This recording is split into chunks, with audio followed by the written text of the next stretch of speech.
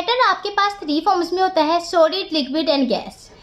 अब जो मैटर की एक फॉर्म होती है वो दूसरी फॉर्म में कन्वर्ट हो जाती है। ये हमारे पास 6 डिफरेंट वेज होती हैं। हम इन सबको 1 बाय 1 डिस्कस करेंगे। फर्स्ट ऑफ ऑल हम मेल्टिंग को देखते हैं। जब भी सॉलिड लिक्विड में कन्वर्ट होता है इसे हम मेल्टिंग कहते हैं। इसकी एग्जांपल आपके पास क्या होती है, अब आपके पास जो आइस है जो फ्रीजर में रखी हुई है, ठीक है, जब आप उसे रूम टेम्परेचर पर रखेंगे तो वो वाटर में कन्वर्ट हो जाएगी। यानी सॉलिड से आपके पास लिक्विड बन रहा है, आइस से आपके पास वाटर बन रहा है, तो ये आपके पास क्या है, ये आपके पास मेल्टिंग है। लेकिन जब आपके पास लिक्विड वाटर है और वाटर को जब आप फ्रीजर में रख देंगे तो वो आपके पास आइस बन जाएगी। यानी लिक्विड से जब आपके पास सॉलिड बनेगा, यानी आपके पास वाटर से जब आइस बनेगी, तो इस टर्म को आप क्या कहेंगे, फ्रीजिंग कहेंगे। Got it. नेक्स्ट टर्म है आपके पास एवेपोरेशन। जब आपके पास लिक्विड गैसियस फॉर्म में कन्वर्ट होगी तो इसे आप एवेपोरेशन कहेंगे। अब इसकी एग्जांपल आपके पास ये है कि आपके पास पानी था, उसे आपने कैटर में डालकर चूल्हे के ऊपर रख दिया। अब आपने जब उसे बॉईल करना है, ठीक है, कैटर के अंदर आपका पानी है, जब आपने उसे बॉईल करना है। अब पानी जो था वो लिक्विड फॉर्म में था, लेकिन जब आप उसे बॉईल करेंगे तो वो वाटर वेपर्स में कन्वर्ट हो जाएगा। तो इस टर्म को हम क्या कहते हैं, एवेपोरेशन के। जब हमारे पास वाटर जो होता है वो वाटर वेपर्स में कन्वर्ट हो जाता है। अब जो हमारे पास गैस से हमारे पास लिक्विड फॉर्म आती है इसे हम कहते हैं कंडेंसेशन। अब इसकी एग्जांपल क्या है कि आपने ना अक्सर सर्दियों में देखा होगा कि जब आप गर्म पानी से नहा रहे होते हैं तो उस वॉशरूम में जो मिरर लगा होता है ना, उसमें जो वाटर मॉलिक्यूल्स होते हैं ना वो एक्यूमुलेट होना स्टार्ट हो जाते हैं, ठीक है।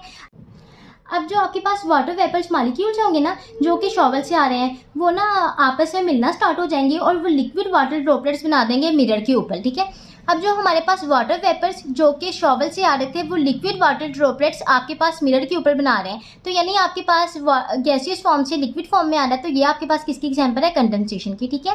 अब नेक्स्ट हम देखें, जब आपके पास सॉलिड फॉर्म गैस फॉर्म में कन्वर्ट होती है इसे हम सब्लिमेशन कहते हैं। अब जैसे आपके पास स्नो या आइस है, ठीक है, वो डायरेक्टली चेंज हो रही है वाटर वेपर्स में विदाउट मेल्टिंग, ठीक है, तो इस टर्म को हम क्या कहेंगे, सब्लिमेशन। अब जो नेक्स्ट टर्म है वो है हमारे पास डिपोजिशन। अब इसमें हमारे पास क्या होता है कि जो गैसेस होती है वो कन्वर्ट हो जाती हैं सॉलिड में। अब जैसे आपके पास अगर आयोडीन वेपर्स होते हैं ना, ये आप लैब्स में अक्सर देखेंगे कि जो आपके पास आयोडीन वेपर्स होते हैं ना, जब आप उसे कूल करेंगे तो वो कूल होने पे सॉलिडिफाई हो जाएंगे और वो आयोडीन क्रिस्टल्स में चेंज हो जाएंगे, ठीक है। यानी आयोडीन वेपर से डायरेक्टली आयोडीन क्रिस्टल्स बन गए, ठीक है। एक ही इसकी एग्जांपल ये है।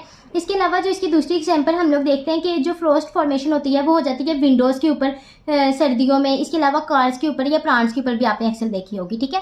इसके अलावा अब आपको कैसे पता लगता है कि कौन सा रिएक्शन आपके पास एक्सोथर्मिक है और कौन सा रिएक्शन आपके पास एंडोथर्मिक है, तो आपने सिर्फ एक बात याद रखनी है कि जब आपके पास लो एनर्जी स्टेट से हाई एनर्जी स्टेट में जा रहे होगा तो वो आपके पास एंडोथर्मिक रिएक्शन होगा, लेकिन जो आपके पास हाई एनर्जी स्टेट से लो एनर्जी स्टेट में आ रहा होगा वो आपके पास एक्सोथर्मिक रिएक्शन होगा। अब जिस तरह आपके पास सॉलिड है, अब आपने ना इस तरह याद रखना है कि जो आपके पास नीचे होगा ना वो लोअर एनर्जी स्टेट पे होंगे, जो ऊपर होंगे वो हायर एनर्जी स्टेट पे होंगे। अब सॉलिड जो है वो नीचे है, ये लोअर एनर्जी स्टेट पे है और ये हायर एनर्जी स्टेट पे है। जब लोअर एनर्जी स्टेट से हायर एनर्जी स्टेट की तरफ जा रहा है तो आपके पास ये एंडोथर्मिक होगा, लेकिन जब आप हायर एनर्जी स्टेट से लोअर एनर्जी स्टेट की तरफ आएगा तो ये आपके पास एक्सोथर्मिक होगा।